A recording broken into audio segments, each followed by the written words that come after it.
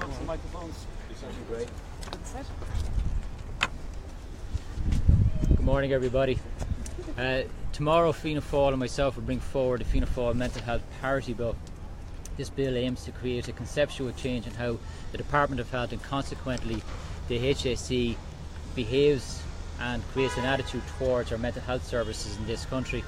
It will create a legal duty on the Minister to promote mental health on a parity with physical health and to ensure that all health services within the HSE are obligated to ensure that our mental health services are treated on a parity. The government has said that they're doing everything they can in mental health services, but the facts speak for themselves.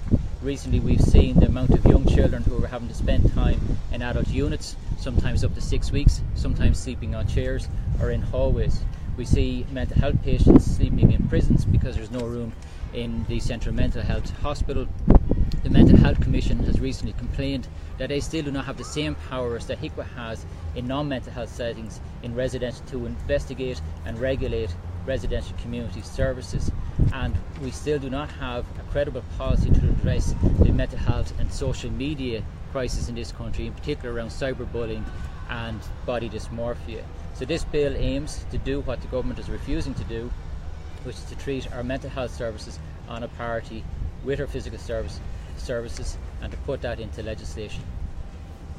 When you say putting on a par, would that include putting on a par in terms of funding as well, or what do you envision happening there? On a par in terms of funding, that wouldn't mean euro for euro, but what it would mean that the services that are needed in mental health services are given the same relative funding to the services that are required in our physical health services.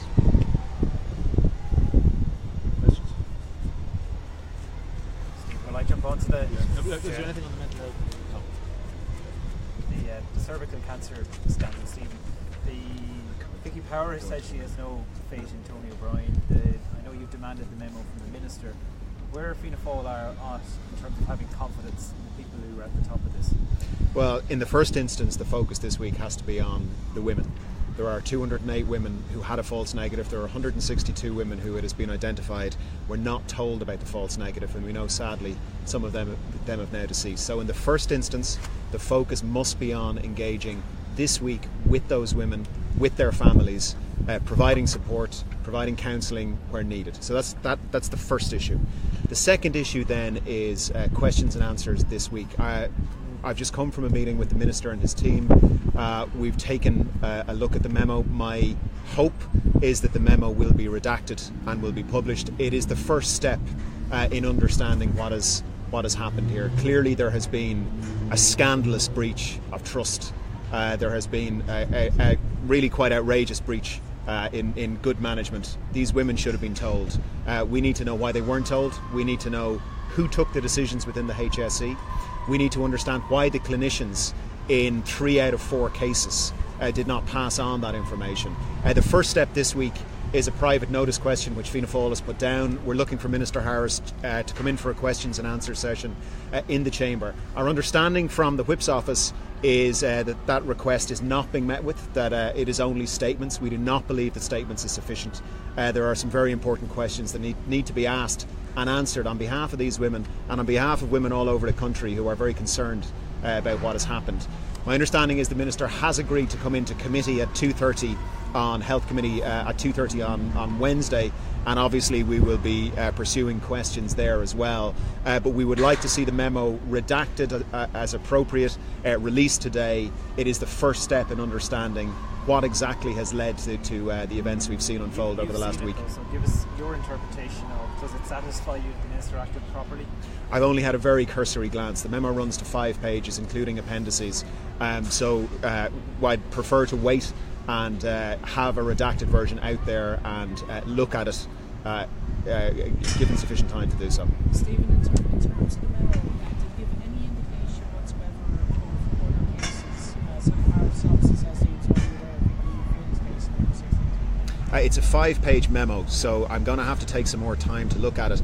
An initial view would suggest that no, the other cases were not referenced in this. It was a memo about a specific case. However, there are allusions to a process of audits and a process of clinicians being informed. Certainly on first glance, I think the memo does raise some very serious questions which need to be pursued this week and afterwards in the investigation. Are there any suggestions from that memo or your discussion with the Minister that actually they knew, or ministers knew, before then even, that there was problems with cervical check? It's very hard to say. So there obviously will have been detailed conversations between the department officials and Cervical Check on Vicky Phelan's case.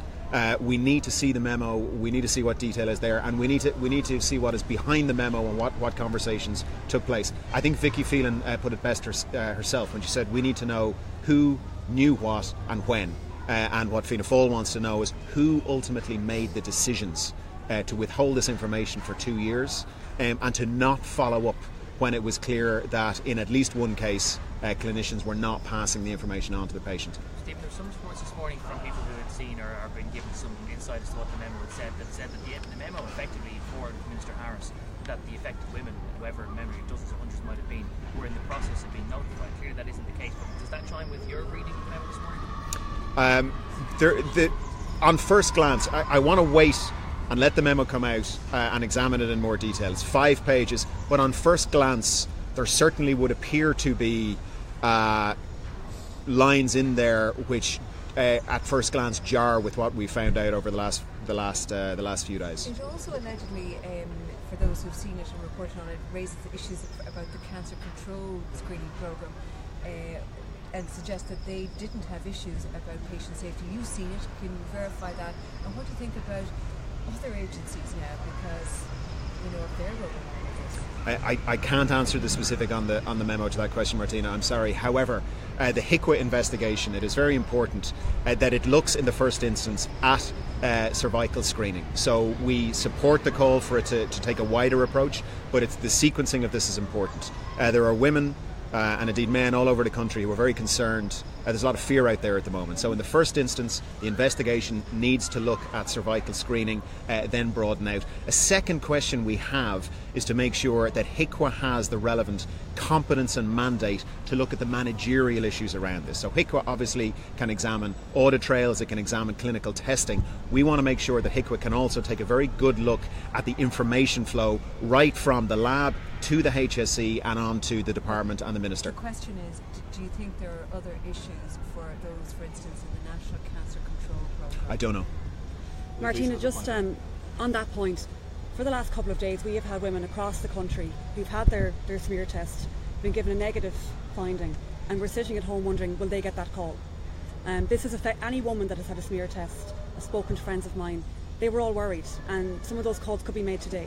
So it's really important that the message goes out that this screening programme has saved lives. It's not perfect. We need answers as to why women were not told when there was a misdiagnosis that information was kept from women. But the message has to go out. This cannot be collateral damage for the screening programme. It has to continue. It has to be successful. Women need to have their smear tests. And I think it's really important that that message goes out. And as well for the vaccine, that there's a higher uptake on the vaccine, that we prevent cervical cancer taking any more lives. Stephen, are you happy with the way that the state has communicated to people? Like Lisa has just alluded to, there's people who don't realise that the audit only concerns people who had already been diagnosed with cancer since then anyway. So the state seems to be, might be very earnest in its desire to get to the bottom, but are you happy with the way that it's communicated to the public? No, there has been an appalling breach of trust and there has been an appalling failure of management and communication with the public. There's no question about it. One of the questions we want to ask is why action wasn't taken earlier by government. We've seen a failure in the HSE. We've seen a culture whereby the information, as far as I can tell, was suppressed for several years. We've seen a culture whereby when it became clear that a clinician was not passing on the information to the patient, urgent steps were not taken. We see a culture whereby gagging orders are being requested. So there is a culture within parts of the HSE which I believe is rotten and is potentially quite sinister and has not served the public well. We want to know if the government acted quickly enough. And that's why we need to see the memo in detail. It's why we need to hear from the minister. Vicky Phelan's lawyer pointed out that the note went to the Minister 3 days before the court case happened. Maybe it is the case that nothing could have been done, but we need to check that. We need to check. Certainly the suggestion from her solicitor is that action could have been taken to avoid the court case. The communication from the state, be it from the HSE and cervical check, and indeed from the government when this broke, was completely inadequate. We do support the steps that are being taken, but certainly it has led to a lot of confusion and a lot of anger and a lot of fear out there, and it has been completely inadequate, Kevin. Yeah. And the advice now is that I know there have been difficulties with the helpline. Difficulties in getting through to that helpline, over 6,000 calls as of yesterday. But the advice now is any woman that is concerned and that wants to have a recheck and have their smear taken again, that they will be facilitated in doing that and the cost will be covered. That's a positive step, and I would urge any woman that is concerned to take up that offer. Okay, thanks very much, everyone. Thank you all. Thank you. Grab that kind of